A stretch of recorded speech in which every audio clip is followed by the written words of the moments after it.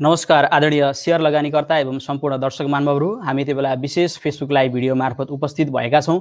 पछिल्लो समय लकडाउनको समयमा बजारमा एकदम चर्चित विषय शेयर बजारको विषयमा आज हामी चर्चा गर्न गइरहेका छौँ। आज हामी विशेष गरी शेयर बजारलाई केन्द्रबिन्दुमा राखेर शेयर बजारसँग सम्बन्धित यसका विविध पक्ष र आयामहरूका विषयमा छलफल एवं कुराकानी गर्नेछौँ। खास गरी राजनीतिक घटनाक्रमसँग शेयर बजारको सम्बन्ध कस्तो रहन्छ र समयमा र राष्ट्र ब्याङ्कले जारी गर्ने मौद्रिक नीतिसँग चाहिँ शेयर बजारको खास सम्बन्ध कस्तो रहन्छ, यिनै विविध विषयमा छलफल एवं कुराकानी गर्नका लागि आज मसँग chartered accountant Umesh Bhattarai sir प्रत्यक्ष सम्पर्कमा हुनुहुन्छ। आज उहाँसँग रहेर हामी छलफल गर्दैछौँ। म सरलाई कार्यक्रममा स्वागत गर्न चाहन्छु। स्वागत छ सर हजुरलाई कार्यक्रममा। धन्यवाद अशोक भाइ। हजुर, अब यति बेला हामी बजारकै विषयमा छलफल एवं कुराकानी गर्दैछौँ। हामीले डाटा हेर्ने हो भने अस्ति जेठ 6 गते बिहिबार मार्केट 2787.18 बिन्दुमा पुगेर मार्केट रोकिएको छ। आज फेरि लगानीकर्ताहरू कन्फ्युजनमा छन्। बजारमा एकदम धेरै हल्ला छ। बजार 3000 बिन्दुसम्म पुग्छ, 3600 बिन्दुसम्म पुग्छ भन्ने हल्लाहरू फैलिएका छन्। सरको विचारमा चाहिँ के लाग्छ हजुरलाई? वास्तवमा शेयर बजार भनेको एउटा डिमान्ड सप्लाईको नै खेल हो र डिमान्ड बढी सप्लाई भन्दा डिमान्ड बढी भएपछि बजार बढ्ने नै हो। र अहिलेको शेयर बजारमा प्रत्यक्ष रूपमा प्रभाव पार्ने तत्त्वहरू दुईटा छन् आजको दिनमा। फर्स्ट, नेपाल राष्ट्र ब्याङ्कले जारी गरेको जुन मोनेटरी पोलिसीको क्वार्टर 3 को रिभ्यू र सेकेन्डमा अहिले भर्खरै यो 2-3 दिनमा चाहिँ नेपालको राजनीतिक अवस्था। यो दुईटामा पनि सबभन्दा महत्त्वपूर्ण र वेटेज दिनुपर्दा नेपालको राजनीतिक अवस्थालाई म वेटेज दिन चाहन्छु। जहाँसम्म हल्ला आइरहेको छ, अब सुप्रिम कोर्ट जानेदेखि लिएर संसद विघटनका कुराहरू आइरहेका छन्। आजको बजार हेर्ने हो भने म लङ टर्मको कुरा अहिले एकछिनमा गर्छु, म आज सर्ट टर्मको कुरा गर्छु। आज र भोलिको अर्थात् आजको बजार हेर्ने हो भने लगानीकर्ताहरू एकदम हताश मनस्थितिमा हुनु स्वाभाविक हो। किन? देशको राजनीतिक अस्थिरताले बजारलाई प्रभाव पार्ने नै हो, त्यो त शाश्वत सत्य कुरा हो। तर यही चिज हामी पास्ट डाटाहरू पहिलेका डाटाहरूलाई केलाएर हेर्ने हो भने योभन्दा अघिल्लो पल्ट पनि 6 महिना अगाडि संसद विघटन हुँदा बजार सुरुमा घटे तापनि पछि फेरि रिभ्याक भएको थियो र नेपाली लगानीकर्ताहरू धेरै शिक्षित भइसके जस्तो मलाई लागिरहेछ। नेपाली लगानीकर्ताहरू धेरै बुझिसक्नु भएको छ, कम्पनीको फन्डामेन्टल हेर्न जानिसक्नु भएको छ र बजार राजनीतिक कारणले केही समय आजकै दिन मेरो विचारमा 11 बजे अहिले बजार खुल्छ, 1-1.5 घन्टा घटे तापनि लास्टमा बजार पोजिटिभमा बन्द हुन्छ जस्तो मलाई लाग्छ। किनभने अब घट्न थालेपछि त लास्ट विकमा तपाईँको 40-50 अर्बको कारोबार भएको छ। त्यो पैसा त अल्टिमेटली बजारको पैसा बजारै जाने हो। एकपल्ट बजारमा छिरिसकेपछि मान्छे भरिसके बजारबाट बाहिर निस्किँदैन, पहिलो चिज। सेकेन्ड, आज इन्भेस्टमेन्ट अपर्च्युनिटी पनि त छैन नि। तपाईँले बजारको पैसा लगेर आज के गर्नुहुन्छ? केही गर्ने त अवस्थै छैन। ब्याङ्कमा लगेर राख्यो, यो महिनाबाट त ब्याङ्कको 1% सेभिङ एकाउन्टमा ब्याज 1-1.5% आइरहेछ। त्यो पैसा लगेर कहाँ राख्नुहुन्छ? अल्टिमेटली बजारमै आउने हो। यति कुरा फरक हो। लगानीकर्ताहरू कुरेर बसेका छन्। के कुरेर बसेका छन् भन्दा यो बजार अब अलिकति घट्छ, घटे बेलामा इन्ट्री गर्ने भनेर सबैजना चाहिँ त्यो समयको प्रतीक्षामा छन्। त्यसले गर्दा आज सुरुवाती चरणमा बजार घट्ला, तर केही समयपछि बजारमा इन्ट्री हुनेवाला छ। लगानीकर्ताहरूको घटेको प्राइसमा राम्रा कम्पनी उठाउने उपयुक्त मौका हो यो। र यसरी इन्ट्री गरिसकेपछि बजार अल्टिमेटली आज बन्द हुँदासम्म पोजिटिभ होला, नभए भोलि पर्सि यो त पोजिटिभ त नहुने त चान्सै छैन। किनभने राष्ट्र ब्याङ्कले दिएको अहिलेको मोनेटरी पोलिसीमा यति राम्रो, यति सहज र यति राम्रो भ्यू दिएको छ बजारको लागि, यति राम्रो पोलिसीको रिभ्यू गरिएको छ राष्ट्र ब्याङ्क, यति पोजिटिभ छ बजारको लागि। त्यो र बजारका इन्डिकेटरहरू जस्तै इन्फ्लेसनको रेटका कुरा गरौँ, ब्याज दरका पोलिसी ब्याज दरका कुरा गरौँ, इन्टर ब्याङ्क लेन्डिङका कुरा गरौँ, यी सम्पूर्ण चिजलाई हेर्ने र पछिल्ला गतिविधि अथवा पछिल्ला डाटाहरूलाई हेर्ने हो भने अर्थात् कोरोना 1 भएको बेलामा अर्थात् त्यसपछिबाट त्योभन्दा अगाडि भूकम्प गएको बेलामा यी सम्पूर्ण चिजलाई हेर्ने हो भने बजार पोजिटिभ सेन्टिमेन्टले चल्छ र मेरो पनि विचारमा बजार 3500 त पुग्नु पर्ने हो। राष्ट्र ब्याङ्कको यति नरम नीति र सरकारको यति सपोर्ट, अर्थमन्त्रीज्यूले बार भनिरहनु भएको छ, बजार मैत्री हाम्रो अर्थमन्त्रीज्यू हुनुहुन्छ र उहाँले यति राम्रोसँग बजारलाई सपोर्टिभको कुरा गरिरहनु भएको छ। यसले गर्दा बजार लङ टर्ममा त घट्दैन हो, आज केही घट्ला अथवा आज घट्न सक्ला, किनभने हताश मनस्थितिमा लगानीकर्ताहरू हुन्छन्। हताश मनस्थितिका लगानीकर्ताहरूले बजारबाट निस्किने हुँदाखेरि घट्न सक्ला। र सेयर बजारमा एउटा कुरा हामीले सबैले ध्यान राख्नुपर्छ, पैसा पेसेन्सले कमाउने। जसले हतार गर्छ त्यो हतार गरेकोले पैसा फाल्छ, र जसले पेसेन्ट गर्छ, जसले धैर्य गर्छ, त्यसले कमाउने हो। यो चिजलाई आज जसले चिन्न सक्यो र आज घट्या बेलामा बजारमा इन्ट्री जो गर्न सक्यो त्यसले राम्रो कमाउँछ भन्ने मेरो पर्सनल विचार रहेको छ। यति बेला सर देशमा राजनीतिक अस्थिरता पनि छ। वर्तमान राजनीतिक अस्थिरताले नेप्सेलाई कुन दिशातर्फ डोराउँछ सर? यति बेला प्रत्यक्ष रूपमा बताइदिनुहोस्। अस्थिरता पक्कै छ। संसद विघटन भएको छ, चुनावको घोषणा भएको छ। म तपाईँलाई दुईटा पाटोमा यो कुरालाई डिस्कस गर्छु। पहिलो पाटो, यदि जुन संसद विघटन भएको छ र चुनाव हुने भयो, यो कुरालाई सुप्रिम कोर्टले पनि ओके गर्यो अथवा जुन अहिले सरकारले गरेको निर्णयलाई पोजिटिभ आयो अर्थात् हुन्छ भन्ने भयो भने सेयर बजार मजाले ऐतिहासिक रूपमा उचाइ कायम गर्छ। यसमा कुनै डाउटै छैन। किन भन्दा जब चुनाव भएको छन्, जब इलेक्सन भएको छन्, हामी 2051 सालदेखिको डाटा हेरौँ, इलेक्सन भएको बेलामा बजार 30% देखि लिएर 100%, 150%सम्म बढेको छ। किन? बजारमा पैसाको माहौल आउँछ, बजारमा एउटा फन्डहरू आउँछन्। त्यसले गर्दाखेरि इलेक्सन प्लस अब यो जुन वैशाख जेठबाट छ, यो बजेटहरू साउन असार महिनाको लागि यो पैसाहरू विकास निर्माणका कार्यक्रमका लागि पैसा बाहिर निस्किया छ। त्यसले गर्दा बजार नबढ्ने त कुरै छैन, कुनै त्यो डाउटै भएन। सेकेन्ड केस, मानौ सुप्रिम कोर्टमा आज अब दर्ता हुन्छ, आज दर्ता हुँदैछ, हुन्छ। दर्ता भइसकेपछि सरकारको कदमलाई क्यान्सल गरियो अर्थात् प्रतिनिधि सभा पुनर्गठन गरियो भने फेरि पनि बजार बढ्छ। तर यो केही समय जुन यो सेकेन्डवाला केसमा अथवा केही समय चाहिँ हामीले धैर्यपूर्वक हेर्नुपर्ने हुन्छ। किन भन्दा अब यो बिचमा चाहिँ चलखेल राम्रो हुन्छ है। जब सुप्रिम कोर्टको डिसिजन नआउन्जेलसम्म चाहिँ छलफल हुने हो। सुप्रिम कोर्ट डिसिजन यदि नेगेटिभ आए अर्थात् सरकारले गरेको निर्णयको नेगेटिभ आए के हुन्छ भन्दा संसद पुनर्स्थापना हुन्छ। पुनर्स्थापना भएपछि शेरबहादुर देउपा प्रधानमन्त्री बन्ने कुरो छ। शेरबहादुर देउपाज्यू प्रधानमन्त्री बनिसकेपछि उहाँकै पालामा बजारले धेरै गति पनि लिइसकेको थियो पहिले पनि। त्यही कारणले गर्दा जो भए पनि सुप्रिम कोर्टको डिसिजन यस अथवा नो जे भए पनि बजार बढ्ने कुरामा त कुनै डाउटै भएन। फरक यति हो, केही समय तपाईहरू चाहिँ बजारमा निकै तलमाथि हुन सक्छ। ठुला व्यक्तिहरूले, ठुला लगानीकर्ताहरूले के गर्न सक्छन् भन्दाखेरि बजारमा चलखेल गरेर घाटा मौकामा उठाएर जुन नवप्रवेशी लगानीकर्ताहरू हुन्छन् उनीहरूलाई चाहिँ ठुलो घाटा हुन सक्छ। त्यही भएर सबभन्दा ठुलो कुरा अहिले भनेको तपाईँ होल्ड गर्नुहोस्। यदि तपाईँसँग पैसा छ भने के गर्नुहोस्, इन्ट्री गर्नुहोस् बजारमा। किन भन्दा अहिले नै यो बजारमा इन्ट्री गर्ने बेला, यो बजार बढ्ने नै बेला छ। यसमा त कुनै डाउटै छैन। हरेक चिजले, हरेक कुराले बजारलाई अगाडि नै बढाउनुतिर लागेको छ। कोरोनाको कारणले घट्यो भने त इन्डियाको सेन्सेक्स पनि त घट्थेन। संसारभरिको बजार बढिरहँदा नेप्से बढ्नु त स्वाभाविक हो। र ड्यु टु कोरोनाको कारण मात्रै बजार घट्छ भन्नु चाहिँ मलाई उपयुक्त लाग्दैन। राजनीतिक कारणले केही समय चाहिँ सर्ट टर्ममा चाहिँ अलिकति फ्लक्चुएसन हुन सक्छ। त्यसमा दरिलो सरले हजुर सरले एकदम ठिक कुरा उठाइराख्नु भएको छ। म यो पोइन्टमा सरसँग कुरा गर्न चाहन्थेँ। हामी अब सर्ट टर्म इन्भेस्टमेन्ट र लङ टर्म इन्भेस्टमेन्टको बारेमा एकछिनपछि कुराकानी गरेनछौँ। सरले पनि फेरि अब बजार बढ्छ नै भन्दै हुनुहुन्छ र यति बेला पछिल्लो समय धेरैजना मानिसहरू चाहिँ लकडाउनको समय छ, घरभित्रै बस्नु भएको छ, अनलाइनबाट कारोबार गर्न थाल्नु भएको छ सेयर बजारमा। यो सँगसँगै मार्केट क्यापिटलाइजेसन पनि बढ्दो छ। हामीले न्युजबाट पनि थाहा पायौँ, कारोबार गरेर पनि थाहा पायौँ, मार्केट चाहिँ 13 अर्बभन्दा माथि गइसकेको छ। मार्केट बढ्दो छ। यो बढ्दो मार्केटमा चाहिँ अब यस्तो या त त्यो ट्रेडिङ भोल्युम बढेर हो अथवा चाहिँ कम्पनीको चाहिँ प्राइसहरू बढेर, यो के को आधारमा चाहिँ मार्केट बढिरहेको छ सर? होइन, मार्केट बढ्या भन्दा पनि पहिले मार्केट बढ्या थिएन, कुरो त्यसो हो। अहिले मार्केट आफ्नो साइजमा आउँदैछ। तपाईँ हेर्नुहुन्छ भने कुनै पनि कम्पनी उठाएर हेर्नुहोस्, हामीले सेयर बजारमा लगानी गर्ने दुईटा एस्पेक्ट हेरिन्छ। एउटा के हेरिन्छ भन्दा पास्ट पर्फर्मेन्स हेरिन्छ। पास्ट पर्फर्मेन्सको आधारमा हेर्ने भनेको इपिएस हो, पी रेसियो इपिएस हो। र एउटा फ्युचर हेरिन्छ।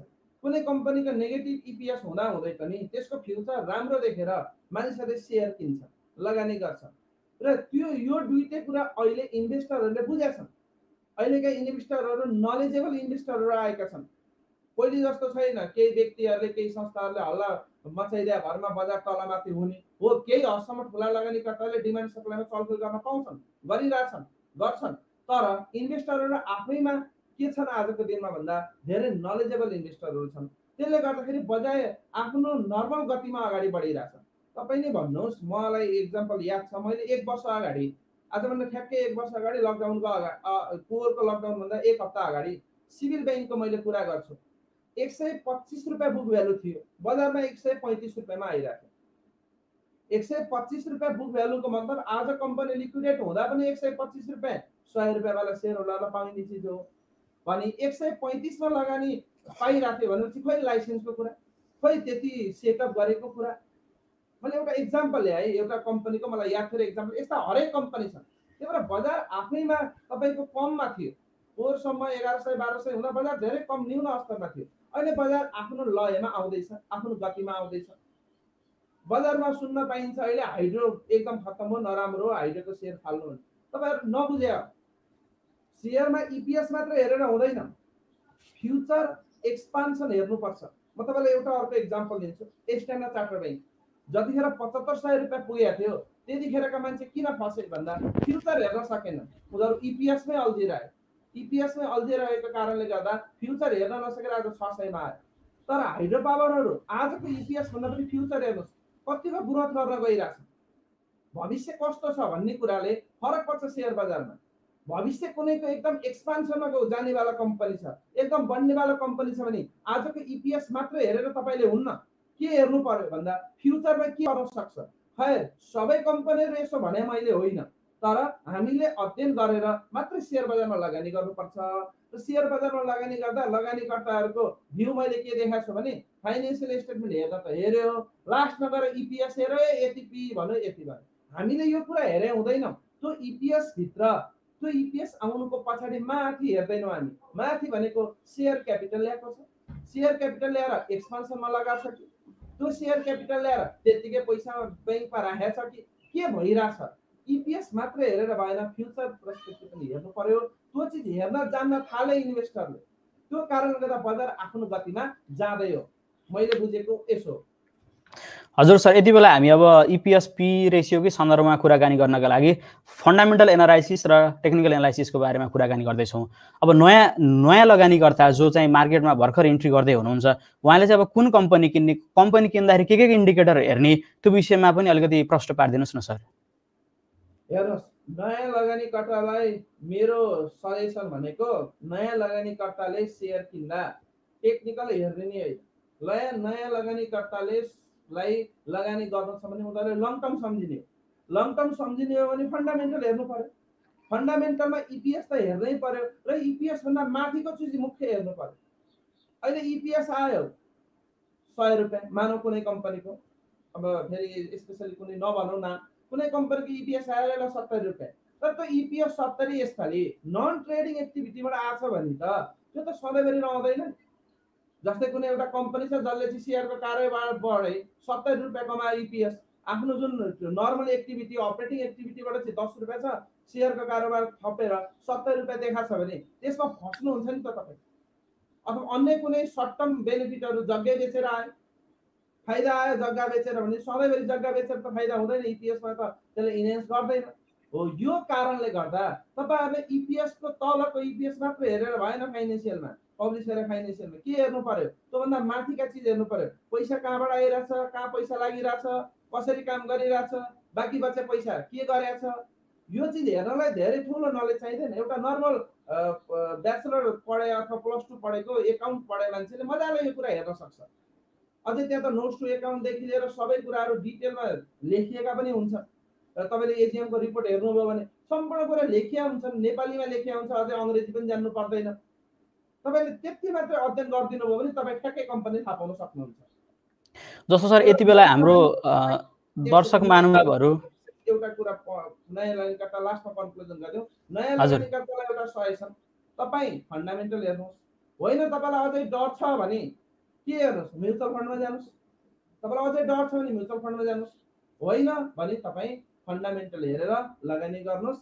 टेक्निकलमा नयाँ लगानीकर्ता नजानुहोस्। टेक्निकलमा जानुभयो भने तपाईँ कतिखेर फस्नुहुन्छ थाहा पाउनुहुन्न।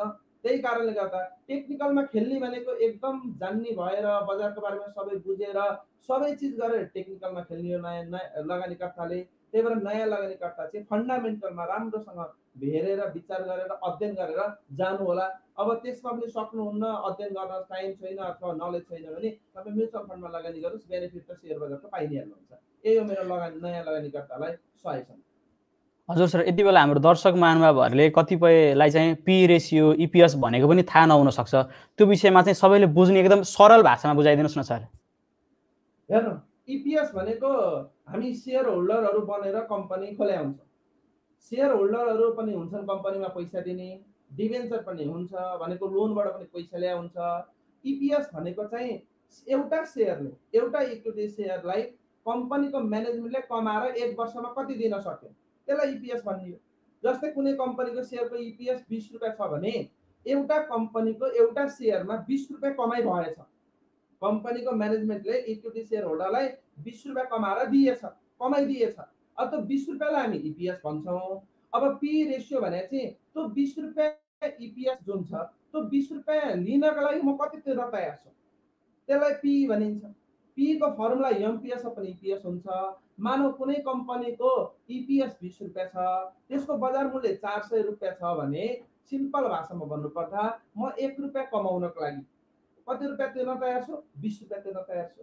अब यो 20 हुँदा अलिकति कन्फ्युजन क्रिएट होला। म अझै अर्को इक्जाम्पल लिन्छु। इपिएस 20 छ, बजार मूल्य 500 रुपियाँ छ भने बजार मूल्य 500 डिभाइड बाइ 20 गर्दा 25 आउँछ।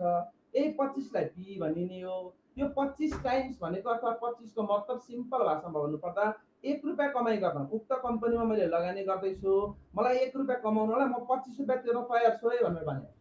अब यो पी लाई हामीले एनालाइसिस गर्ने क्रममा चाहिँ यसरी गर्नुपर्छ। सेक्टर वाइज पी लाई एनालाइसिस गर्नुपर्छ। जस्तै म माइक्रो फाइनेन्सको पी र बैंकको पी मा कम्पेयर गरेर हुन्न, मैले हाइड्रो र इन्सुरेन्सको पी मा कम्पेयर गरेर हुन्न, एउटा सेक्टर भित्रका कम्पनीहरूको पी मा कम्पेयर गर्ने। जुन कम्पनीको पी कम छ त्यो कम्पनीमा लगानी गर्ने। किन भन्दा 1 रुपियाँ कमाउनलाई म थोरै पैसा तिरेर हुन्छु। सिम्पल भाषामा भन्नुपर्दा इपिएस र पी बीचको रिलेसन यति हो। जस्तो सर, अब हामी यो इन्डस्ट्री वाइज अलिकति हेरौँ कम्पनीहरूलाई, जस्तो ब्याङ्किङ सेक्टरको इपिएस पी रेसियो हेर्दाखेरि कतिलाई हेर्ने, लाइफ इन्सुरेन्सको कसरी हेर्ने, नन लाइफको कसरी हेर्ने, अथवा एउटै इपिएसले काम गर्छ अथवा कसरी हेर्ने सर यसलाई चाहिँ? यो के छ भने इन्टरनेसनली चाहिँ सबै यो सेक्टर त्यो सेक्टर भन्ने छैन। फाइनेन्समा इन्टरनेसनली चलेको चाहिँ एउटा के छ भन्दा पी 20 सम्मलाई ठिक मानिन्छ इन्टरनेसनली हेर्ने हो भनेको। सिम्पल भाषामा भन्नुपर्दा तपाईँ 1 रुपियाँ कमाउनलाई 20 रुपियाँसम्म तिर्नुहोस् अथवा तपाईँलाई 5% कमाइ भए हुन्छ। तपाईँको चाहना 5% हो। किन 1 रुपियाँ कमाउनलाई 20 रुपियाँ तिर्नुहुन्छ भने चाहना 5% हो। यसरी नर्मल भाषामा अथवा नर्मल तरिकाले यो कुरालाई यसरी एड्रेस गरिन्छ। तर हामी सेक्टर वाइजमा गएर ग्रोथवाला सेक्टरमा गएर हामी यसरी नै 1 रुपियाँ लगानी गरेर 20 रुपियाँ तिर्छु म 1 रुपियाँ कमाउनलाई भन्न भएन। त्यही भएर हामीले सेक्टर आइडेन्टिफाई गर्नु पर्यो। जस्तै ब्याङ्किङ सेक्टरको आज म नेपालको कुरा गर्दा ब्याङ्किङ सेक्टरमा अब ग्रोथ छैन। हेर्नुहोस्, ब्याङ्कको सेयर बढ्ला, इपिएस धेरै राम्रो छ, सबै चिज छ है, तर ब्याङ्किङमा ग्रोथ छैन। किनभने ब्याङ्क अब भनेको मर्जर हुने हो। सबै गाउँपालिकामा पुगिसक्यो ब्रान्च। अब कहाँ नेपालभरि त ब्याङ्क त पुगिसक्यो। अब कि डिजिटल ब्याङ्कमा कति फड्को मार्नुहुन्छ? त्यही शाखा त्यही रहने हुन्, कमाइ त्यही रहने हो। त्यही भएर नेपालमा अबको ग्रोथको सेक्टर भनेको एउटा ब्याङ्क एउटा सेचुरेसनमा पुगेको छ। अघि म स्ट्यान्डर्ड चार्टरको कुरा त्यही जोड्दै थिएँ। मान्छेले के कुरा ख्याल राखेनन् भन्दा 7500 कुदेर किने। किन किने भन्दा यो बुझेनन् के ग्रोथ कतिको छ बुझेनन्। उही पास्ट डाटा हेरे, 1-2 वर्षको कमाइ हेरे, 1-2 वर्षको कमाइ हेरेपछि इपिएस यति राम्रो, बोनस यति दिएको छ, भविष्य हेरेनन्। र फाइनेन्समा अथवा म फाइनेन्सको एज अ स्टुडेन्ट र टिचर पनि भएको कारणले गर्दा म के भन्छु भन्दा हामीले पास्ट मात्र हेरेर भएन, हेर्नुपर्छ। मैले हेर्न हुँदैन भनेको छैन, फ्युचर हेर्नु पर्यो, भविष्य हेर्नु पर्यो। जस्तै ग्रोथकै कुरा गर्ने हो भने तपाईँ इन्सुरेन्स सेक्टरमा ग्रोथ छ नेपालमा। आजको दिनमा लाइफ इन्सुरेन्स गर्ने, म डाटा पढिरहेको थिएँ, लाइफ इन्सुरेन्स गर्ने 80% लाइफ इन्सुरेन्सै गरेको छैन जनसङ्ख्याले। तपाईँको यो नन लाइफ इन्सुरेन्स पनि जति छ त्यो पनि नेपालको काठमाडौँ र मुख्य सहरहरूमा मात्रै छ, अरू ठाउँमा छँदै छैन। र यसले गर्दा इन्सुरेन्स सेक्टर मलाई लाग्छ भविष्यमा ग्रोथ छ। हो आज इपिएस कम होला तर भविष्यको फ्युचर ग्रोथ बढी छ। त्यही भएर त इन्सुरेन्स बोर्डले तपाईँलाई यति धेरै इन्सुरेन्सको लाइसेन्स दिएको छ। त्यही भएर त इन्सुरेन्समा क्यापिटल इन्क्रिमेन्टका कुराहरू आइरहेछन्। इन्सुरेन्सको पहुँच कम छ। यो मैले कुनै आग्रह पूर्वाग्रहले भने होइन, वास्तविक डाटा बोलिरहेको छु। ब्याङ्किङ पहुँच नेपालमा धेरै ठाउँमा पुगिसक्यो र ब्याङ्कहरू अब मर्जरमा छ। राष्ट्र ब्याङ्कको नीति नै छ ब्याङ्कलाई मर्जर गराउने। किन मर्जरको नीति आयो भन्दा अब ब्याङ्क भयो पुग्यो, एउटा सेचुरेसनमा पुगिसकेको छ। अब हाइड्रो पावरको कुरा गरौँ, हाइड्रो पावरको त ग्रोथ कति छ कति, संसारको सेकेन्ड लार्जेस्ट हाइड्रो पावरको जलमा हामी धनी कम्पनी। अब हामीले विदेशमा सप्लाई गर्नु छ, नेपालमा पनि हाइड्रो पावर पुगिरहेको छैन, विदेशमा सप्लाई गर्नुहोस्। यदि विदेशमा सप्लाई गर्ने कुरा गर्न सकियो भने हाइड्रो पावरमा जति ग्रोथ त इन्सुरेन्समा पनि छैन। हामीले यो कुरा बुझ्नु पर्यो। हामी आजको दिनमा हो म तपाईँसँग सबैसँग सहमत छु, म न्युजमा हेरेर हुन्छु, ग्रुपहरूमा हेरेर हुन्छु, सबै पी र इपिएसमा दौडेर हुन्छन्, ठिक छ, त्यो मैले गल्ती भने होइन। त्यो तपाईँले आजसम्मको डाटा हेर्नुभयो, भविष्य पनि त हेरिन्छ नि। फाइनेन्समै म तपाईँलाई बुक भ्यालु अथवा भविष्यमा प्राप्त हुने क्यास फ्लोको present value, value of share भनेर पढाउँछु। संसारभरि एसेटेबल टेक्निक हो, भविष्यमा प्राप्त हुने क्यास फ्लो त त्यो कम्पनीको ग्रोथमा डिफाइन हुन्छ नि। भविष्यमा के हुन्छ भन्ने कुरा त कति एक्सपान्सन गर्ने ठाउँसम्म डिपेन्ड हुन्छ नि। कति एक्सपान्सन गर्ने ठाउँसम्म डिपेन्ड हुन्छ भने एक्सपान्सन गर्ने सेक्टर हेर्नु पर्यो नि। हो आजको आजै आजको भोलि नै लगानी कमाउने कुरा छोडेर एउटा इन्भेस्टमेन्टको कुरा गर्ने हुन्छ, तपाईँ कहाँ हेर्नु पर्यो, ग्रोथवाला सेक्टर छान्नै पर्यो। मेरो विचारमा चाहिँ त्यही यस्ता चिजहरू हेरेर तपाईँले लगानी गर्नुभयो भने तपाईँ भविष्यमा धेरै अगाडि बढ्नुहुन्छ, सेयर बजारबाट राम्रो कमाइनुहुन्छ। हजुर सर, अब इपिएसकै कुरा गर्दाखेरि इपिएस 20 भन्दा सरी पी रेसियो कम 20 भन्दा कम भएकोलाई राम्रो मानिन्छ होइन सर? पी रेसियो नर्मल्ली 20 भन्दा कम भएकोलाई राम्रो मानिन्छ, तर आजको दिनमा भन्नुपर्छ पी रेसियो 20 भन्दा कम त्यही 10वटा जति कम्पनी पनि छैन, 5-7वटा छन्। अब त्यसमा त्यो भित्र पनि हेर्नु पर्यो कि हामीले त्यो इपिएस के गरिरहेको छ। पी त छ 10 तर इपिएस आयो, पी त छ 11 इपिएस आयो नन ट्रेडिङ गेनबाट। नन ट्रेडिङ गेनबाट आएर तपाईँ 3 महिनालाई अथवा 6 महिनालाई देखाइरहनु भएको छ र त्यसमा त फस्नुहुन्छ तपाईँ। सर्ट टर्मलाई हल्ला मचाएर अलिकति फाइदा निकालेर निस्किन भयो है, नबुझिनेसम्म भनेको त मार्केटमा अब पी र इपिएसको हल्ला मचाइदियो, यो कुराहरू नभन्यो, माथिको फाइनेन्सियल स्टेटमेन्टका नन ट्रेडिङ गेनबाट आएको छ कि नन अपरेटिङ आइटमबाट आएको छ कि त्यो चिज नहेऱ्यो, अनि त्यसपछि सर्ट टर्ममा तपाईँ हौवा मचाएर निस्किनुहोस्, फाइदा गर्नुहोस् यदि सक्नुहुन्छ भने, होइन लङ टर्म लाग्यो भने त्यो चिज भित्रका चिज पनि हेर्नु पर्यो कि हामीले। हामी एउटा पोइन्ट अथवा एउटा चिज उठाएर यसको आधारमा मात्रै हेरेर त सेयर बजार त त्यसरी त एनालाइसिस हुँदैन। त्यसरी एनालाइसिस हुने भएदेखि त 2 मिनटमा सबैजनाले बुझिहाल्थे इपिएस र पी भन्ने बित्तिकै त्यही मात्र हेरेर त सबै सेयरमा जान्ने भइहाल्थे। म त अहिलेसम्म त लर्निङ फेजमा छु, जबकि 7-8 वर्षमा सेयर बजारमा लगानी गरिरहेको छु, यहीसँग रिलेटेड सब्जेक्ट पढि पनि रहेको छु, पढाइ पनि रहेको छु। त्यो कारणले गर्दा यो सिक्ने क्रम कहिले सकिँदैन। त्यही भएर हामीले यस्ता सबै कुराहरू अध्ययनलाई एकदम धेरै ध्यान दिएर अध्ययन गरेर फाइनेन्सियल राम्रोसँग हेरेर मात्रै लगानी गर्न हुन म अनुरोध गर्दछु। त्यही भएर नयाँ लगानीकर्ताहरूले यो पी हेर्नुहोस् ठिक छ, तर त्यो भित्री कुरा पनि हेर्नुहोस्। भित्री कुरा प्लस पी हेरेर लगानी गर्नुहोस्, इपिएस हेरेर लगानी गर्नुहोस्, कम्पनीको पास्ट डाटाहरू हेरेर लगानी गर्नुहोस्, कहिले नदिने अब कहिले दिइरहेको छैन। जस्तै अब यो कुरा हाइड्रोमा नहुन सक्ला, म एउटा इक्जाम्पल लिन्छु। कुनै हाइड्रो पावर आजभन्दा 3 वर्ष अगाडिबाट काम चालु भयो, त्यो हाइड्रो पावरले यसपालि आइपिएस जारी गर्यो, 3 वर्षसम्म त उसको प्रोजेक्टै बनाएको छैन, कहाँबाट केही दिन्छ, इपिएस नेगेटिभ त हुन्छ नि, त्यो कमाएको पैसा त जान्छ नि। तपाईँ हेर्नुहोस् हाइड्रो पावरको क्यापेसिटी कति छ, हाइड्रो पावरको कस्ट कतिमा बनिरहेछ, 1 मेगावाट कतिमा बनिरहेछ, यो चिज हेर्नुहोस्। म्यानेजमेन्ट टिम कस्तो छ त्यो चिज हेर्नुहोस्। किन भन्दा भोलि कमाइ हुन थालिसकेपछि गभर्मेन्टसँगको पिपिई के छ, कति रुपियाँ पर युनिट दिँदैछ, तपाईँ आफै हिसाबबाट निकाल्न सक्नुहुन्छ नि कति कमाइ हुन्छ, खर्च कति भइरहेछ स्टाफ एक्सचेन्जमा। किन भन्दा हाइड्रो पावर प्रोजेक्टमा त ब्याङ्कको जस्तो ब्रान्च बढ्ने बित्तिकै खर्च बढ्ने अथवा कमाइ बढ्ने त होइन, फिक्स कमाइ पनि फिक्स हुन्छ, खर्च पनि फिक्स हुन्छ। कि त्यसको लागि अर्को नयाँ हाइड्रो पावर लिनु पर्यो, नयाँ प्रोजेक्टमा जानु पर्यो, हो नयाँ प्रोजेक्टमा गइरहेछ। मैले यो कुरा भन्न खोजेको हो। र तपाईँले हेर्दाखेरि चाहिँ एनालाइसिस गर्नुहोस्, पढ्नुहोस्, र यो सेक्टर गयो, यो सेक्टर वाह वाह, यो सेक्टर यस्तो, त्यो सेक्टर यस्तो भन्ने चिज हुन्न। तपाईँले एनालाइसिस गर्नुभयो भने हरेक चिजमा तपाईँहरू केही चिजहरू भेट्नुहुन्छ। जस्तो सर कतिपय कम्पनीको पी रेसियो 100 भन्दा पनि माथि छ, यसलाई चाहिँ हामीले कसरी हेर्छौँ सर? हो माइक्रो फाइनेन्सहरूको पी रेसियो 100 भन्दा माथि छ, धेरै माइक्रो फाइनेन्स र धेरै इन्सुरेन्सको पी रेसियो 100 भन्दा माथि छ। अब माइक्रो फाइनेन्सको कुरा गर्नुपर्दा त्यो पी रेसियो अचकालिने हो, किन माइक्रो फाइनेन्समा पनि ग्रोथ छैन आजको दिनमा। मैले भन्न खोजेको कम्पनीले बढाउने ठाउँ छैन कि, केही हदसम्म केही लेभलसम्म बढ्ला। जस्तै 3 जिल्लेको माइक्रो फाइनेन्स 12 जिल्ले होला, तर त्यो 12 जिल्ले भएको ठाउँमा एउटै व्यक्तिलाई एउटै माइक्रो फाइनेन्सले 4वटा लोन दिएको छ। त्यही भएर ती माइक्रो फाइनेन्सहरूको पनि एनालाइसिस गर्नुहोस्, फाइनेन्सियल एनालाइसिस गर्नुहोस्, के हुँदैछ, कहाँ काम गर्दैछ, कसरी यसको कमाइ भइरहेछ। कहीँ यो राष्ट्र बैङ्कको अहिले जुन तपाईँलाई राष्ट्र बैङ्कले जुन यो अहिले डाइरेक्टिभमा इस्यु गरेको छ, कति सहजता प्रदान गरेको छ ब्याङ्क र डेभलपर ब्याङ्क माइक्रो फाइनेन्सलाई। त्यो कारणले गर्दा इपिएस बढिया हो कि त्यो कारणले गर्दा पी तलमाथि पढ्या हो कि, यी सबै कुरा हेर्नुहोस्। कतिपय अवस्थामा सेक्टर वाइजै सबैको पी बढ्दाखेरि हामी सर्ट टर्मको लागि त ओके भन्न सक्छौँ, तर लङ टर्मको लागि त ओके भन्न सकिन्न। त्यस्तो अवस्थामा लङ टर्मलाई त कुरा सिम्पल छ, लङ टर्मलाई हेर्ने पनि कुरा सिम्पल छ। यदि सेचुरेसन जस्तो नेपालको ब्याङ्किङ सेक्टर कुरा हेऱ्यो भने पी 20 भन्दा कम हुनेवाला कम्पनी लगानी गर्नुहोस्, लङ टर्मलाई छ 20 को आसपास छ भने। होइन भने फ्युचर एक्सपान्सन ग्रोथ हेरेर पी बढी नै भए पनि लगानी गर्नुहोस्। फ्युचर एक्सपान्सन हेरेर फर इक्जाम्पल हाइड्रोबो इन्सुरेन्सहरू भयो, माइक्रो पनि हुनसक्छ, कतिपय माइक्रोहरू एक्सपान्सनका ग्रोथमा पनि जान सक्ने हुनसक्छ। तर जहाँसम्म राष्ट्र ब्याङ्कको नीति छ आजको दिनमा, ब्याङ्क डेभलप ब्याङ्क र माइक्रो फाइनेन्स त मर्जर गर्ने नै नीति छ नि। त्यही भएर ती चिजहरूलाई सबैलाई हेरेर तपाईँ सर्ट टर्म लङ टर्ममा लगानी गरेर अगाडि बढ्न चाहिँ सक्नुहुन्छ। होटलको सेयरहरू चाहिँ के हुन्छ सर यति बेला? होटलको सेयर त घट्नुपर्ने हो नि त, तपाईँको अझै अनिश्चितता छ।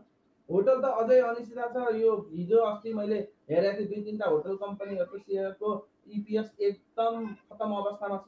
सोल्टी होटल त एउटा राम्रो म्यानेजमेन्ट टिमले छोडेर हिँडिसक्यो, अब हामी म्यानेज गर्न नसक्ने भनेर। त्यस्तो अवस्थामा सेयर बढिरहेको छ। चलखेल अरू केही पनि होइन। हेर्नुहोस्, यहाँ फन्डामेन्टल भन्ने चिज चलेन, चलखेल चल्यो, त्यो त सिधै थाहा हुन्छ। होटल अझै कहिले खोल्ने थाहा नै छैन। अरू सेक्टरले त कमाइ त रहेछन्, हाइड्रो पावर कमाइरहेछ, ब्याङ्क कमाइरहेछ। खै राष्ट्र ब्याङ्कको केही ढिलले गर्दा अथवा केही परिपत्र अथवा केही डाइरेक्टिभले गर्दा प्रफिट बढी देखियो होला, त्यसमा कुनै आपत्ति भएन। तर आउनु त आउँछ नि, धितो ल्याएछ ब्याङ्कले, धितो ल्याएछ, धितो लिएको भोलि धितो बेचेर त आउनु सक्छ नि। तर होटल त दिनै पछि गइरहेछ, कमाइ छैन, ब्याङ्कलाई ब्याज तिर्नु नरहेछ, ब्याज तिर्न नसकेको त्यो ब्याजलाई फेरि लोनमा कन्भर्ट गरिरहेछ। यस्तो बेलामा सेयरमा, होटलको बजार सेयरमा सर्किट लागिरहेछ भने यो चलखेल अरू केही पनि होइन। हेर्नुहोस्, होटलमा चाहिँ अरू सेक्टर चलिरहेछ, चलेको सेक्टरमा चलखेल हुन पनि सक्छ, चलखेलको सँगसँगै फन्डामेन्टल पनि सपोर्ट गरिरहेछ। तर यहाँ त सियो पियो चलखेल हो, त्योभन्दा सिवाय मलाई चाहिँ केही लाग्दैन। म ठ्याक्कै यहाँनिर अर्को कुरा पनि जोड्न चाहेँ। जस्तो समता माइक्रो फाइनेन्सको सरले हेर्नुभयो होला पक्कै पनि, समता माइक्रो फाइनेन्सको 8-9 दिन अगाडि 665 रुपियाँमा थियो, अहिले बढेर 1800 रुपियाँ पुगेको छ। तर त्यसको मार्केटमा कारोबार चाहिँ भएको छैन सर, होइन? यो पुरै चलखेल। यो कम्पनीलाई चाहिँ सरले कसरी विश्लेषण गर्नु भएको छ? हो, पहिले 600 रुपियाँमा सेयर बन्द थियो, बजारमा आखेर केही कारणले मलाई अब थाहा भएन, बन्द थियो। जब खुल्यो कारोबार 600बाटै खुल्ने नियम छ, नेप्सीमा एकचोटि बढाउनु त मिल्दैन। त्यही कारणले गर्दा 600बाट खुल्यो। खुलिसकेपछि अब खेलाडीहरू हाबी भए, किन भन्दा पहिले बेच्ने कोही पनि भएन। 600मा अरू माइक्रो 1000भन्दा माथि गइरहेको बेलामा 600मा कसले बेच्छ समताको सेयर? मै बेच्दिनँ, मैसँग पनि छ अलिअलि, मै बेच्दिनँ। किन भन्दा कसले बेच्छ 600मा? 1000 त क्रस गर्छ भने सबैलाई लाग्यो। त्यो भइसकेपछि ठुलाले उठाउन थाल्यो, चलखेल गरे, 1000 क्रस गरे, 1000 क्रस गरिसकेपछि फेरि ठुलाले अरू उठाउन थाले। र अब जो लगानीकर्ताहरू छन् नि, लगानी गर्ने मान्छेहरू, उनीहरूलाई लाग्यो अब त यो बढाएर 4500 पुगेको छ महिला जस्तो। तर होइन, अथवा हो, त्यो चलखेलमा म भन्दिनँ। फन्डामेन्टल हेर्नुहोस्, फन्डामेन्टल हेर्नुहोस्। मैले पहिले पनि भनेको थिएँ, महिला लघु वित्तको फन्डामेन्टल यति राम्रो थियो त्यतिखेर। आजभन्दा 3 महिना अगाडि मैले भनेको छ, 3 महिना अगाडि 2025मा कारोबार हुन्छ यो भने, अनि त बजार बुम भयो, 4000 पुग्यो। खैर त्यसमा नजाउँ। तर समता त्यो लेभलको ब्याङ्क, त्यो लेभलको माइक्रो होइन कि जब तपाईँको 1800 1900 अब आज पनि बढ्नेवाला छ। मलाई जहाँसम्म लाग्छ आज पनि बढ्ला, अथवा हिजो अस्तिबाट अस्तिबाट चाहिँ कारोबार सुरु भयो, नर्मल भएको छ अस्तिको बिहिबारबाट। अब बढ्ने घट्ने अलिकति यहाँ नेपालमा चलखेल देखिन्छ, राम्रै चलखेल देखिन्छ। र गजबको कुरा, चलखेल ठुलोमा हुन सक्दैन, सानोमा भइरहेछ। अब यो चलखेलले पनि प्रभाव पार्छ। अब यी चिजहरूलाई हेरेर तपाईँ लङ टर्ममा चाहिँ हेर्दा यस्ता चिजहरू विचार गरेर लगानी गर्नुहोस्। सर्ट टर्ममा त केही छैन, तपाईँ लगानी गर्नुहोस्। अब आइहाल्यो भने 3 दिनमा बेचिहाल्नुहोस्, 20-30% प्रफिटमा आइहालेन भने अलिकति घाटा खाएर पनि निस्क्नु। सरले अब त्यो निफ्रा र महिला लघु वित्तको सेयर होल्ड गरेर बस्नुभएका लगानीकर्ताहरूलाई चाहिँ के भन्न चाहनुहुन्छ? निफ्रा त अब तपाईँको मार्केटमा हल्ला बढी छ। अब हल्ला अनुसारको काम हुने हो। जुन मैले हिजो भर्खर न्युजमा पढेको थिएँ, अब बङ्गलादेशमा बिजुली बेच्ने भन्ने कुरा आएको छ, प्रसारण लाइनको नयाँ कम्पनी भन्ने कुरा आइरहेछ, नयाँ आइरहेछ। प्लस अब मार्केटमा बोन्ड बेच्ने कुरा भनेर एकचोटि आएको थियो, त्यसले गर्दा बजार ततायो। त्यो सम्भव छैन, विदेशमा लगेर फरेन करेन्सीमा बोन्ड बेच्ने कुरा सम्भव छैन। त्यो फिक्स भइसकेपछि फेरि बजार घट्यो। अब फेरि अहिले आज हिजो न्युजमा अब यो शुक्रबार शनिबारमा एउटा नयाँ न्युज आइरहेछ। अब बङ्गलादेशमा अनि उता बिजुली बेच्ने भन्ने कुरा आइरहेछ, त्यसको लागि अर्को कम्पनी। अब मलाई जहाँसम्म लाग्छ यदि त्यो कुरा सत्य हो र त्यो साँच्चै भयो भने पक्कै पनि तपाईँ 1000 होइन 2000मा पनि पाउनुहुन्न। किन? फ्युचर एक्सपेक्ट हेरेर आजको अवस्था छोडौँ, मैले अघि त्यही भनेको, यदि त्यो कुरा पक्कै हो, यदि त्यो कुरामा सत्यता छ भने 2000मा पनि पाउनुहुन्न। हेर्नुहोस्, होइन त्यो कुरामा सत्यता छैन भने त्यही 700-800 पुग्ने हो, फेरि फर्केर 500 आउने। त्यो उयो हल्ला मचाउने, सर्ट टर्म गेन गर्ने भन्ने कुरा हुन्छ। अब सत्यता छ कि छैन भन्ने कुरा त अब त्यो लेभलमा तपाईँको अब कसरी इन्फर्मेसनहरू कहाँ कसरी आइरहेछन् त्यो त मलाई पनि थाहा भएन त्यति डिटेलमा। सत्यता हो भने चाहिँ सेयर मजाले किन्दा हुन्छ। हजुर, हामीले यति बेला सेयर पर्चेस गर्दाखेरि चाहिँ कम्पनीको फन्डामेन्टल एनालाइसिस, इपिएस पी रेसियोहरू हेरेर किन्नुपर्छ भन्दै गर्दाखेरि जस्तो चन्द्रगिरीको जस्तो सेयरहरू जो चाहिँ त्यसको फन्डामेन्टल एनालाइसिस भन्दा पनि जुन बजारको सेन्टिमेन्टमा चलिरहेको थियो त्यो कम्पनीहरूलाई चाहिँ सरको धारणा के छ सर? हेर्नु, चन्द्रगिरीको त मैले पनि भिडियो बनाएको छ।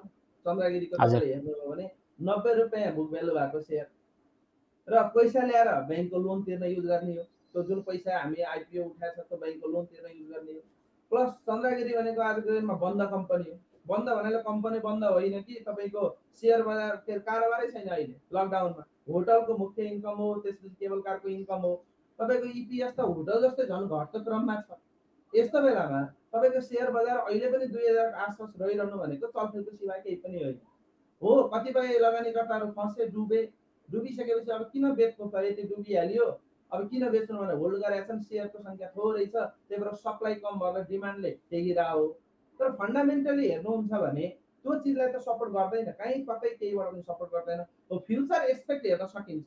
चन्द्रगिरीले नयाँ लगानी अथवा नयाँ प्रोजेक्टहरू ल्याएर अब हामी यसरी फ्युचर एक्सपेक्टमा यसरी जान्छौँ, यस्तो हुन्छ, यो गर्ने भनेर यदि फ्युचर एक्सपेक्टमा कुनै नयाँ प्रोजेक्टहरूको कुरा ल्याउने हो भने फेरि सपोर्ट गर्ने कुरा हो। तर आजको अहिलेको अवस्थामा चाहिँ त्यो सपोर्ट गर्ने मूल्य होइन। र जहाँसम्म मैले सुने अनुसार, अब सत्य हो कि होइन, त्यहीँकै एकजना बोर्ड अफ डाइरेक्टरले पनि भन्नुभएको छ यो सपोर्ट गर्ने मूल्य चाहिँ होइन भनेर न्युजहरू आइरहेको थिए। अब नाम चाहिँ नलिउँ किनभने यो सत्य हो कि असत्य हो मलाई पनि थाहा भएन। तर वास्तवमा त्यो सपोर्ट गर्ने कुरा चाहिँ होइन, तर बजारमा रहिरहेको छ। किन भन्दा ड्यु टु एकदम लो भोल्युम अफ सेयर छ। त्यो लो भोल्युम अफ सेयरको कारणले गर्दा एउटा स्टेबल चाहिँ रहिरहेको छ। अब फ्युचरमा अरू अरू प्रोजेक्टहरू ल्याएर गर्ने हो भने फेरि बेस्ट हुन्छ किन्नलाई। हुन्छ, हामी यति बेला चाहिँ वर्तमान राजनीतिक घटनाक्रम र राष्ट्र ब्याङ्कले जारी गरेको मौद्रिक नीतिको आधारमा बजार बढ्छ भन्ने अनुमानमा छौँ होइन सर? बजार पक्कै बढ्छ, यसमा कुनै डाउटै छैन। फरक यति हो, अब यो जुन अब सर्वोच्चमा अहिले जाँदैछ, गइसकेपछि सर्वोच्चले निर्णय नदिउन्जेलसम्म अलिकति त्यही तलमाथि हुन सक्ला। सर्वोच्चको यस आए पनि अथवा यो कदमलाई ओके गरे पनि यो कदमलाई लङ टर्ममा यसमा त कुनै डाउटै भएन। किन यति मजाले फन्डामेन्टली सरकारले सपोर्ट, पोलिसीले सपोर्ट, त्यसपछिबाट मोनेटरी पोलिसी सब कुराले सपोर्ट गरिरहेछ भनेपछि बजार नबढ्ने त चान्सै छैन। हजुर, अब त्यति बेला अब हामी यति बेला कार्यक्रमको अन्तिमतिर पनि छौँ सर। यति बेला चाहिँ लगानीकर्ता जो हातमा पैसा लिएर बसेका छन्, अकाउन्टमा पैसा राखेर बसेका छन्, अहिले मार्केट 11 बजे मार्केट ओपन हुँदैछ, ती सम्पूर्ण लगानीकर्ताहरूलाई चाहिँ सरको पर्सनल्ली सल्लाह सुझाव दिन पऱ्यो भने के रहन्छ सर? म लगानीकर्ताहरूलाई एउटा इक्जाम्पल दिन्छु। जस्तै तपाईँ लगानीकर्ताहरूलाई एउटा इक्जाम्पल के दिन्छु नि, विद्युत नियमन आयोग गठन भएको छ। त्यो विद्युत नियमन आयोगले अहिले त्यो पोलिसी अथवा कानुनलाई चेन्ज गर्ने भने ड्राफ्ट वेबसाइटमा राखेको छ। त्यो ड्राफ्टमा यदि हाइड्रो पावरहरूले लोन तिर्नको लागि राइट इस्यु गर्न पाउने भन्ने नियम आउँदैछ। यदि त्यो आयो भने हाइड्रो पावरको सेयर तपाईँ 500 घटीमा कुनै पनि भेट्नुहुन्न। किन भन्दा हाइड्रो पावर त अब तपाईँको बुममा जाने हो नि, लिमिटै छैन नि। बजार लिमिटेड अनलिमिटेड चिज हो। म तपाईँलाई एउटा डिस्क्लोज गरेर मैले आफूले एनालाइसिस गरेको चिज, मैले आफूले यो हेरेको चिज म तपाईँलाई आफ्नो पर्सनल एक्सपिरियन्स सेयर गर्छु।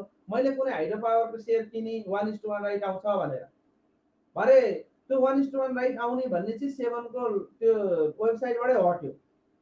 किन हट्यो भनेर मैले यसमा अनुसन्धान सुरु गरेँ। अनुसन्धान अथवा खोजी गर्ने क्रममा मैले के भेटेँ भने त्यो हाइड्रो पावरले ऋण तिर्नलाई भनेर राइट सेयर इस्यु गर्न खोजेको अरे। त्यो राइट सेयर इस्यु गर्न खोजेको कारणले गर्दा त्यो नियमन अथवा विद्युत नियमन अथवा एक्टमा चाहिँ कानुनमा चाहिँ त्यस्तो गर्न पाइँदैन भन्ने थियो। त्यही कारणले गर्दा हट्यो भन्ने न्युज आयो। पछि मैले विद्युत नियमन आयोगमा कुरा गर्दाखेरि उहाँहरूले यसरी राखिएको छ, एकलाई परिमार्जित गर्न राखिएको छ। यदि यो एक परिमार्जित भयो र त्यसको डेडलाइन पुग्दैछ, अब डेडलाइन 1 महिनाको टाइम दिएको थियो, डेडलाइन पुग्दैछ, त्यो एक परिमार्जन भएर आयो भने हाइड्रो पावरको सेयर तपाईँ 500 भन्दा घटीमा पाउनुहुन्न। किन? हरेक hydro power right share issue गर्छ, लोन तिर्नलाई राइट सेयर इस्यु गर्छ, बिजनेस एक्सपान्सनलाई राइट सेयर इस्यु गर्छ। त्यो कारणले गर्दा हरेक हाइड्रो पावरले राइट सेयर इस्यु गर्ने कारणले गर्दा हाइड्रोको सेयर अब हामी यहाँ चलखेल हो मात्रै भनिरहेछौँ, त्यो भित्रको कुरो पनि बुझ्नु पर्यो नि त। कुरो यो हो कि चलखेल हुनुमा ठुला लगानीकर्ता पनि त्यसै त चलखेल गर्दैन।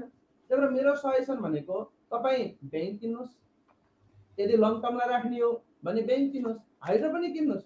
हाइड्रोमा तपाईँको बिजनेस ग्रोथ धेरै छ। आज हो कतिपय हाइड्रोको इपिएस 5 रुपियाँवाला 2 रुपियाँवाला इपिएस नेगेटिभमा होला, तर बिजनेस ग्रोथ राम्रो छ। ब्याङ्कको इपिएस आजको दिनमा एकदम स्ट्रङ छ, तर फ्युचर के छ? एक्सपान्सन कम छ। त्यही भएर तपाईँ लङ टर्मलाई लगानी गर्ने हो भने ब्याङ्क भयो, हाइड्रो पावर भयो, इन्सुरेन्स भयो। अब होटलमा चाहिँ अलिकति तपाईँ रिस्कमै हुनुहुन्छ। कोभिड बढ्दै गयो भने होटल त तपाईँको यही अवस्था रह्यो, धेरै बढ्नु पनि पर्दैन।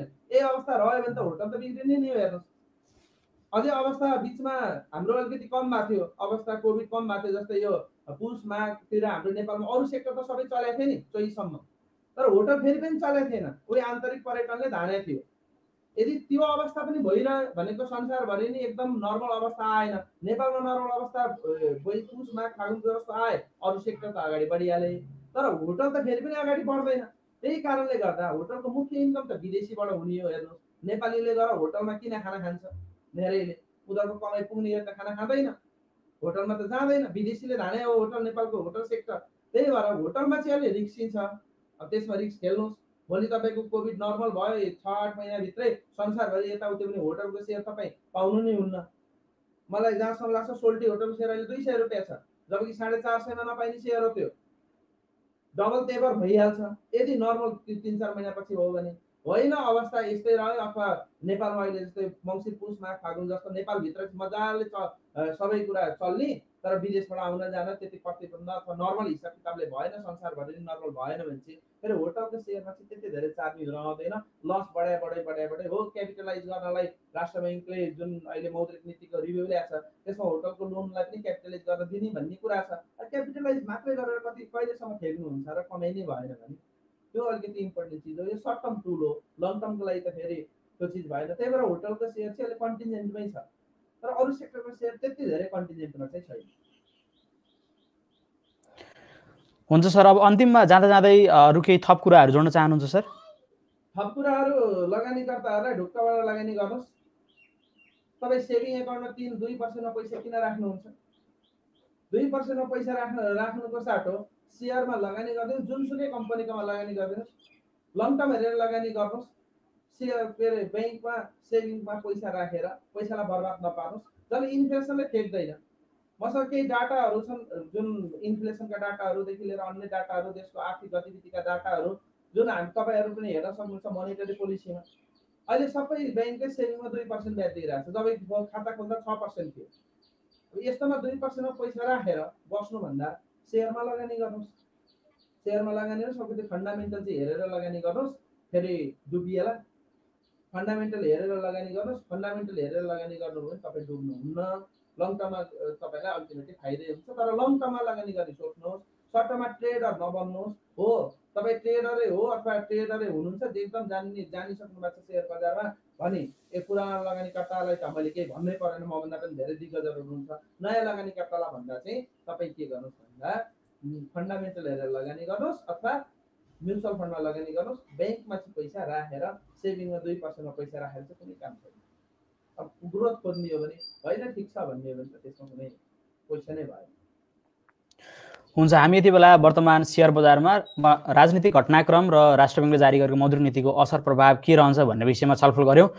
साथै कम्पनीमा इन्भेस्ट गर्दाखेरि कस्तो खाले कम्पनी हेर्ने, के इन्डिकेटरहरू एनालाइसिस गरेर कम्पनीको सेयर किन्ने भन्ने विषयमा एनालाइसिस गऱ्यौँ। यो सबै कुराकानी गर्दै चाहिँ अन्तिममा एउटा कुरा छुटेको महसुस चाहिँ मलाई अहिले फिल भयो सर। जस्तो मार्केटमा चाहिँ कति बेला इन्ट्री गर्ने, कति बेला एक्जिट गर्ने, प्रफिट बुक कुन बेला गर्ने भन्ने विषयमा पनि केही थोरै कुरा गरौँ सर है प्लिज।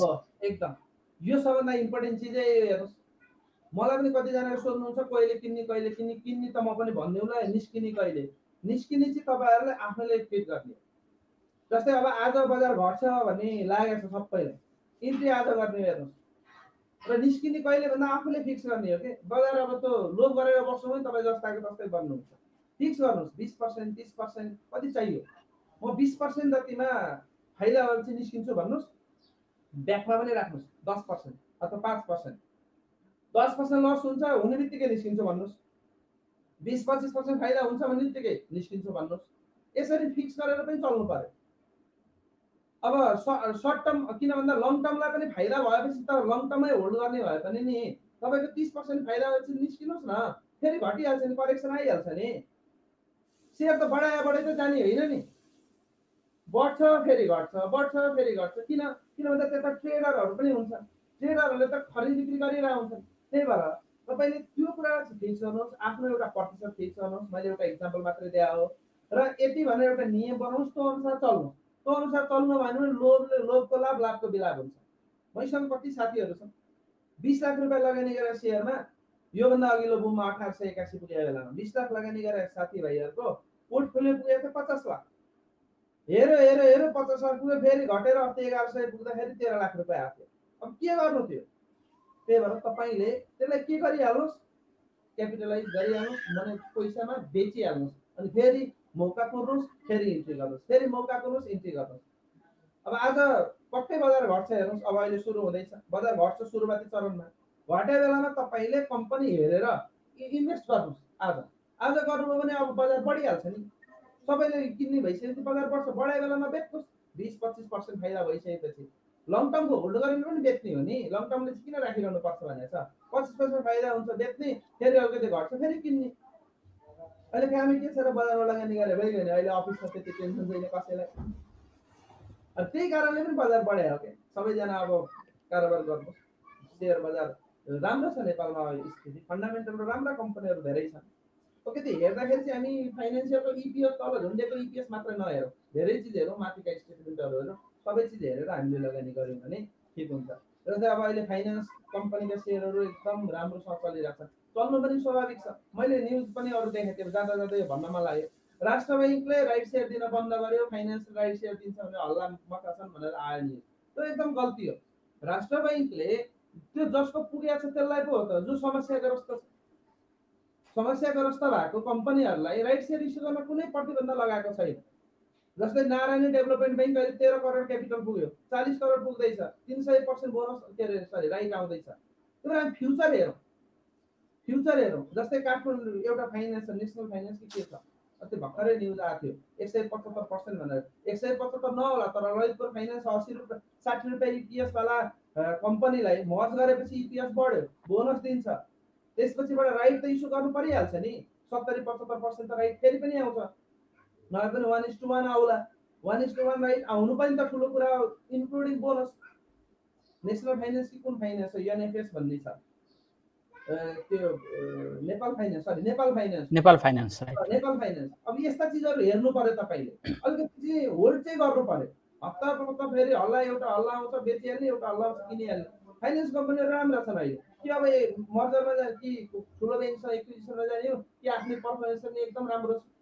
चलखेल नभए म भन्न सक्दिनँ, चलखेल पनि होला, तर फन्डामेन्टली एक्सेप्ट गरेर चलखेल छ कि। तपाईँ फन्डामेन्टल बिना चलखेलमा त डुब्नु हुन्छ। फन्डामेन्टल समेतको चलखेलमा पसे पनि तपाईँलाई साह्रै ठुलो घाटा लाग्दैन। अथवा फाइदामा सर्ट टर्ममा खेल्न सक्नुभयो भने निस्किहाल्नुहोस्, फाइदा कमाइहाल्नुहुन्छ। होइन भने पनि तपाईँलाई धेरै ठुलो घाटा बर्बादै हुने अवस्था रहँदैन। तर अध्ययन गरौँ, हल्लाको पछाडि नलागौँ। तपाईँ नलेज बढाउनुहोस्, सेयरसँग सम्बन्धित किताबहरू पढ्नुहोस्, फाइनेन्सियल म्यानेजमेन्टसँग सम्बन्धित किताबहरू पढ्नुहोस्, त्यसरी भिडियोहरू हेर्नुहोस्। त्यसरी अध्ययन गरेर अगाडि बढ्नुभयो भने तपाईँलाई कसैले सिकाउनै पर्दैन, आफै सिकिहाल्नुहुन्छ। हजुर, हामी यति बेला सेयर बजारसँग सम्बन्धित विविध विषयमा छलफल गरिरहेका छौँ, जस्तो कम्पनीको फन्डामेन्टल एनालाइसिस, टेक्निकल एनालाइसिस, यसको बजारसँग सम्बन्ध कस्तो हुन्छ, वर्तमान राजनीतिक घटनाक्रमले नेप्सेलाई कुन दिशातर्फ डोराउँछ, लगायत राष्ट्र ब्याङ्कले जारी गरेको मौद्रिक नीतिसँग यसको सम्बन्ध कस्तो रहन्छ, के प्रभाव पार्छ भन्ने जस्ता विविध विषयहरूमा चाहिँ छलफल गऱ्यौँ। यसका लागि छलफलका लागि म आदरणीय उमेश सरलाई धेरै धेरै धन्यवाद दिन चाहन्छु। र यति बेला हामीलाई फेसबुक लाइभबाट हेर्नुहुने सम्पूर्ण दर्शक महानुभावलाई पनि धेरै धेरै धन्यवाद ज्ञापन गर्दै हामी दुवैजना यो फेसबुक लाइभबाट भने अहिलेको लागि बिदा हुन चाहन्छौँ। हस्त धन्यवाद, नमस्कार। धन्यवाद अशोक भाइ, यो मौका दिनुभएकोमा र सम्पूर्ण लगानीकर्ताहरूलाई पनि आनन्दले लगानी गर्नुहोस्। फन्डामेन्टल हेर्नुहोस् कम्पनीको, टेक्निकल नहेर्नु भनेन, टेक्निकल हेर्नुहोस्, तर टेक्निकल नयाँ, मैले स्पेसली नयाँ लगानीकर्ताको लागि भने हो, नयाँ लगानीकर्ताको लागि फन्डामेन्टलले सपोर्ट गर्ने कम्पनीहरू किन्नुहोस्। टेक्निकल नयाँले त्यति नहेर्दा हुन्छ, फन्डामेन्टल चाहिँ राम्रोसँग हेर्नुहोस्। तपाईँ डुब्नुहुन्न, ढोक्काले लगानी गर्नुहोस्। नेपालको सेयर बजारमा रहेका कम्पनीहरू राम्रै छ, राम्रै फन्डामेन्टल बोकेका कम्पनी छन्। कोही आजको दिनमा नेगेटिभ अथवा इपिएस कम देखिएला तर फ्युचर राम्रो छ, कोही आजको दिनमा एकदम राम्रो देखियो होला, फ्युचरमा फेरि स्टेबल होला। ती चिजहरू चाहिँ हेरेर लगानी गर्नुहोस्, तपाईँ कहिले डुब्नुहुन्न। र आजलाई अशोक भाइलाई पनि र सबै टिमलाई पनि धेरै धेरै धन्यवाद, एकदम नमस्कार, जय होस् सबैको, लगानीकर्ताको राम्रो होस्। नेप्से 3500 पुग्छ, 3500 क्रस गर्छ, यसमा ढोक्का। हस्, धन्यवाद सबैलाई धेरै धेरै धन्यवाद।